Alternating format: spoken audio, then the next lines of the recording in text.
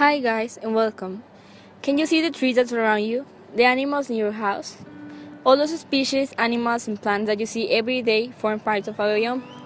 That it's an ecological area that has specific biotic and abiotic factors. And today we will talk you about the northwestern coniferous forest, a biome characterized for its vegetation and animal population that we will see throughout the video.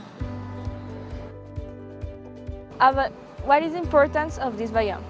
Well, first we have to know what a biome is. A biome is a region with a distinct climate, a dominant plant type, and organisms that are adapted to live in it. Biomes do not have clearly defined boundaries. Rather, one biome overlaps another. These areas between biomes are called ecozones.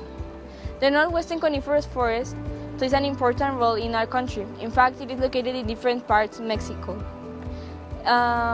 It contains part of our biodiversity and helps the biosphere to maintain an equilibrium.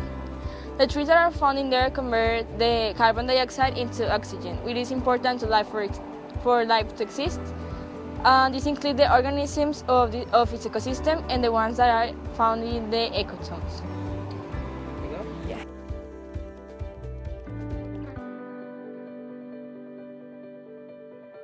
Coniferous forests in Mexico are ubicated in all the country, in the north, in the south, in the east, and in the center. Except in the west, there is no coniferous forest.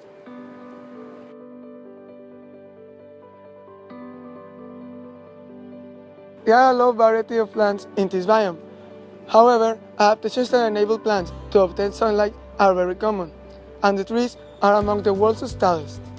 Examples of these are the Saskatoon berry and the salal.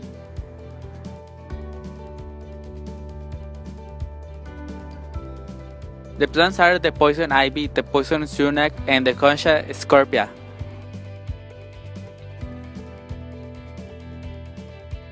As we can see, there is a variety of species in this biome, and these species have to adapt to the natural conditions around this environment, like precipitation and temperature that are the abiotic factors. And according to the NASA's Earth Observatory in the coniferous forest, the average temperature at its lowest in the 2016 was about minus 12 Celsius degrees, and at its highest of 15 Celsius degrees.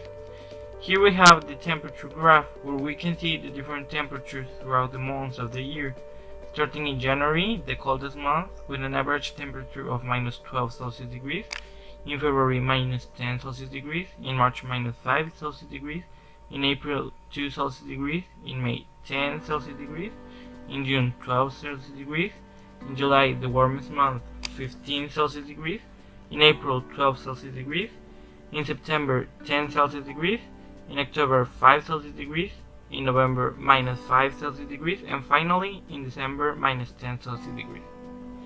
And we also have the precipitation graph about this biome, where the highest precipitation rates are about 62 millimeters of water and the lowest precipitation rates are about 20 millimeters. And throughout the whole year, in January we have 34 millimeters of precipitation, in February 24 millimeters, in March 24 millimeters again, in April 20 millimeters, in May 38 millimeters, in June 60 millimeters, in July 62 millimeters, in April 56 millimeters, in September 44 millimeters, in October 28 millimeters, in November 30 millimeters, and in December 30 millimeters again. And here we can see the graph where all those quantities are expressed.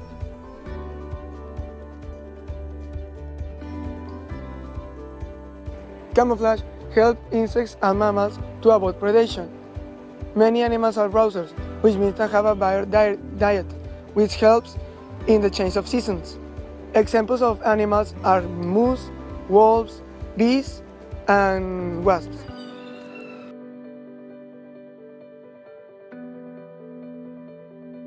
The relation between the biome and the biotic factors is that each species of this community has a specific function or niche, so that the elimination of any of them can cause a dysfunction in the interactions.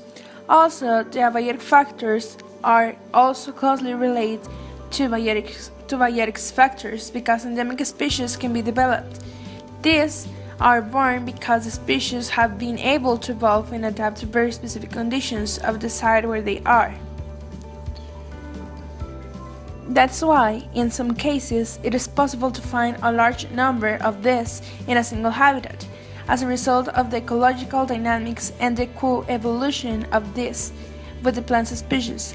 An example is that of ants and beetles from the tropics, which are usually found on a single tree.